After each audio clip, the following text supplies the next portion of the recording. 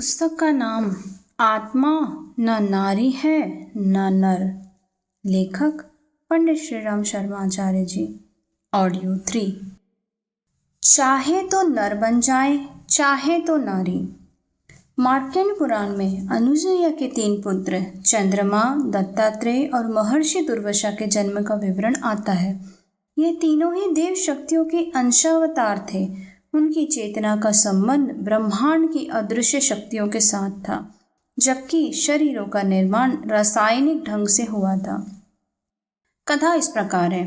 एक बार सती अनुसुईया ने ऋतु स्नान किया। प्राकृतिक जीवन में रहने के कारण उनका सौंदर्य वैसे ही अपरिमित था। स्नान के बाद तो जैसे स्वयं कामदेव ही उनके शरीर में उतर आए। रजो दर्शन के उपरांत श्रृंगार किए हुए अनुसुईया को देखकर एकाएक महर्षि अत्रि का मन कामोद्योग से विचलित हो उठा। इससे उत्पन्न हुए विकार को व्यर्थ न जाने देने के लिए उन्होंने 3 प्रकार के रसायन, रजोगुणी जिसे विष्णु का अंश कहते हैं, सतोगुणी ब्रह्मा का अंश और तमोगुणी शिव का अंश तैयार किए। यह तीनों एक प्रकार से अंडे थे, जिनमें उन्होंने अपने वीर्य को स्थापित किए। भ्रूण के विकास के लिए उचित परिस्थितियां आवश्यक होती हैं, इसलिए इन तीनों को बाद में उन्होंने अनुसुईया के गर्भ में बिना संभोग के प्रतिष्ठित किया। यही गर्भ अंत में क्रमशः चंद्रमा, दत्तात्रेय और दुर्वासा के रूप में जन्मे। इन तीनों संतानों में अपने अपने रसायनों के प्राकृतिक गुणों के साथ दैवी गुणों की बहुतायत थी। तामस मनु की उत्पत्ति भी उसी प्रकार स्वराष्ट्र नामक राजा के प्रभाव से एक हरिणी के गर्भ से हुई थी। इनमें शारीरिक दृष्टि से पशुओं के लक्षण होते हुए भी मानसिक दृष्टि से प्रकांड पांडित्य था। निवृत्ति स्वराष्ट्र ने यह विद्या बहुत तप करके पाई थी। उन्होंने पंचाग्नि विद्या का गहन अध्ययन, अन्वेषण और प्रयोग किया था। रावण स्वयं बड़ा वैज्ञानिक था। उसने भी अपनी मंदोदरी के उदर से एक ऐसे ही भ्रूण को जन्म दिलाया था, पर पीछे उसने उसे असफल मानकर समुद्र में फिकवा दिया। इस भ्रूण की विलक्षणता यह थी कि उसमें लाखों वीर्य कोष एक साथ विकसित हो गए थे। गर्भ में यह संभव न था कि वे सब बच्चे हो जाते। दबे रहने के कारण अविकसित रह गए, इसलिए यह प्रयोग असफल हो गया था। यही भ्रूण बहते बहते पीपल की जड़ों में अटक गया। वीर्य कोषों में जीवन तो था ही, सम्मिलित भ्रूण छितर गया और वे सब पीतल का दूध चूस चूस कर उसी तरह बढ़ने लगे जैसे कोई एक कोशीय जंतु विकसित होता है। आखिर समुद्री आहार ले लेकर यह सब 1 लाख पुत्रों में परिणत हो गए। उनमें सबसे प्रथम बालक नारंतक नाम से प्रख्यात हुआ। शेष सब भाइयों को लेकर उसने बिहावल राजधानी बनाकर स्वतंत्र राज्य स्थापित किया। यह सभी 1 लाख भाई जुड़वा भाइयों के समान इतने मिलते जुलते थे कि बाहर का कोई भी व्यक्ति उनमें से किसी की भी पहचान नहीं कर सकता था। अरब में पाए जाने वाले फाइनिक्स पक्षी, यह पक्षी वहाँ रेगिस्तान में 6वीं शताब्दी तक पाए जाते रहे, के संबंध में भी एक ऐसा ही पौराणिक आख्यान आता है, जिसमें यह बताया गया है कि रेगिस्तान में एक जगह राख पड़ी हुई थी। एक संत ने उसमें से ही युवा फाइनिक्स को बनाया। ऐसा लगता है इस राख में प्रजनन वाले कोई अंश रहे होंगे और संत उनका जीव विज्ञान से संबंध जानते रहे होंगे, तभी उनके लिए यह संभव हुआ होगा। रघुवंश में युवनाश्व नामक राजा एक बार जंगल में भटककर ऋषियों के आश्रम में पहुंच गए। उन दिनों इस आश्रम में हर तरह का एक प्रयोग चल रहा था। विविध रसायनों से भरा एक घड़ा यज्ञ वेदी पर रखा गया था। यज्ञ के माध्यम से ऋषिगण उसमें जीवात्मा उतारने का प्रयत्न कर रहे थे। घड़े का अधिकांश भाग जल था। स्मरण रहे, प्रोटोप्लाज्मा जिससे जीवित शरीरों का निर्माण होता है, उसमें अधिकांश भाग जल का ही होता है। रात में सब लोग सो गए। युवनाश्व भी यज्ञ मंडप के समीप ही सोए थे। रात में उन्हें प्यास लगी। वहां कहीं पानी नहीं दिखाई दिया। प्यास रोक सकने की स्थिति में भी वे नहीं थे। अंततः गत्वा उस घड़े से ही लेकर जल उन्होंने पी लिया। अभिमंत्रित जल उनके उदर में गर्भ के रूप में बढ़ने लगा। ऋषियों के लिए यह और भी कौतूहल की बात हो गई थी, इसलिए वे बराबर युवनाश्व की देखभाल करते रहे। अंत में पूर्ण विकास होने पर युवनाश्व की दाहिनी कोख की शल्य क्रिया करके बच्चे को जीवित निकाला गया। यह बालक ही मानधाता नाम से विश्व विख्यात हुआ। सुदुम्न की कथा अग्नि पुराण में आती है।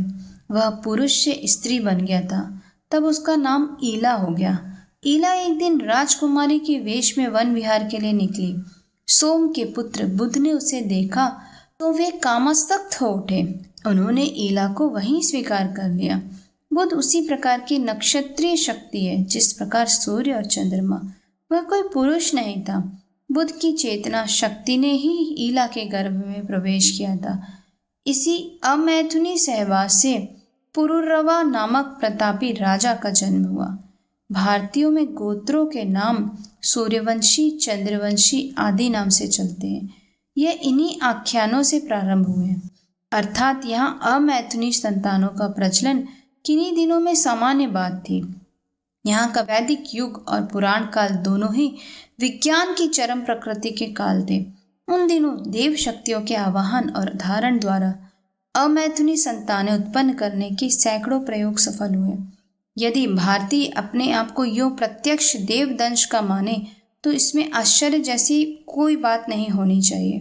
प्रारंभ के स्वयंभू पुरुष की उत्पत्ति भी तो ईश्वरीय ही है।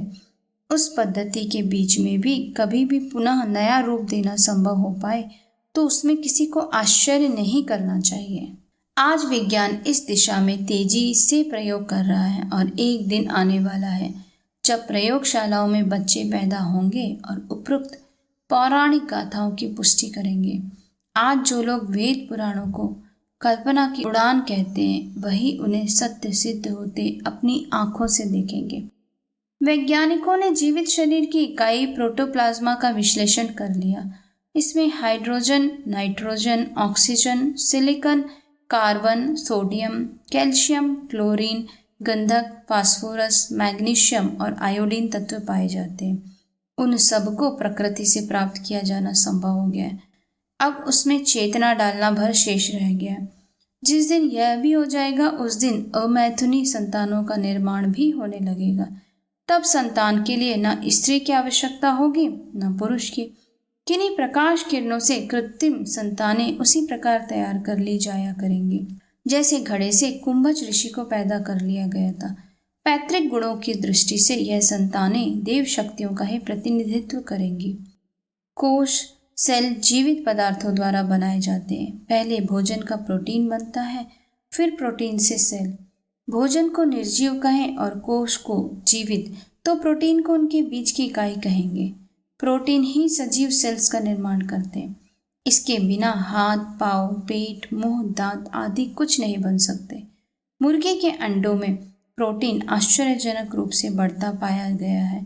इससे यह आशा हो गई है कि जिस प्रकार अन्न से अमीनो एसिड और अमीनो एसिड 24 तत्वों में बदलता हुआ जीवित कोश बन जाता है, उसी प्रकार प्रोटीन सीधे भी रासायनिक क्रियाओं से तैयार किया जा सकता है। विशेषज्ञों का अनुमान है कि वंश परंपरा और विकास के लिए यह प्रोटीन की बनावट और विशेषता ही सहायक है। कॉर्नेल विश्वविद्यालय और फेलर इंस्टीट्यूट न्यूयॉर्क आदि में यह पता लगाया गया है कि न्यूक्लिक एसिड जो लक्षण बीज के मूल होते हैं और अमीनो एसिड दोनों के अणु मिलकर ही शरीर का भवन और चेतना तैयार करते हैं। जीवित सेल में प्रोटीन के उत्पादन का पता लगते ही अमैथुनी सृष्टि का निर्माण प्रारंभ हो जाएगा। नियामी, फ्लोरिडा विश्वविद्यालय के आणविक विकास संस्थान के डॉक्टर सिडनी फॉक्स और उनके सहयोगियों का ध्यान उस ओर गया है जब पृथ्वी में पहली बार जीवन का आविर्भाव हुआ होगा। उस समय तो यहाँ गैस, ताप और पानी ही रहा होगा। इसलिए एक ऐसा थिएटर तैयार करके डॉक्टर फॉक्स परीक्षण कर रहे हैं जिसमें वैसा ही वातावरण रहे जैसा जीवन के प्रादुर्भाव काल में रहा होगा। उन्होंने देखा गैसों को गर्म करने से अमीनो एसिड बनते हैं। इस एसिड को गर्म करने से वह प्रोटीनाइड का रूप ले लेता है। यदि उसमें पानी मिला दें तो एक ऐसा जटिल तत्व बन जाता है जो हमारे कोशाणुओं से बहुत कुछ मिलता जुलता है। यदि जीवित सेल की इस तरह रचना संभव हो गई तो केवल उस ढांचे का निर्माण ही शेष रह जाएगा जिसमें भरकर मनुष्य, पशु, पक्षी, कुत्ते, बिल्लियां, कोई भी आकृतियां बना लेना संभव हो जाएगा। समझा जाता है कि नर और मादा का संयोग होना संतानोत्पादन के लिए आवश्यक है, पर यह मान्यता बड़े आकार वाले विकसित जीवों पर ही एक सीमा तक लागू होती है। छोटे जीवों में अगणित जातियां ऐसी हैं जिनमें प्रजनन के लिए साथी की सहायता लेने की आवश्यकता नहीं पड़ती। अपने शरीर में रहने वाली उभय योनियां समयानुसार आप ही संयोग बना लेती हैं और उस आत्मरति से ही प्रजनन का अध्याय पूरा हो जाता है। पुरुष प्रजनन कोश में स्त्री और पुरुष दोनों के ही गुणसूत्र संभाव्य है। उसी प्रकार बिना पुरुष के समायोजन के अकेले अंडे की निषेचन क्रिया से भी संतान उत्पन्न की जा सकती है। स्मरणीय है, गुणसूत्रों का दुगना हो जाना ही गर्भाधान की क्रिया का कारण होता है। संसार के इतिहास में ऐसे उदाहरण सैकड़ों की संख्या में भरे पड़े हैं जब केवल स्त्री ने ही संतान को जन्म दिया हो अथवा पुरुष ने अकेले ही कोई बच्चा पैदा किया हो। स्त्री पुरुषों में से किसी का भी सहयोग न हो, ऐसे प्राणियों के जीवन की संभावनाएं भी अब सत्य सिद्ध होने जा रही है और इस तरह विकासवाद के सिद्धांत की धीरे धीरे धज्जियां उड़ने जा रही हैं।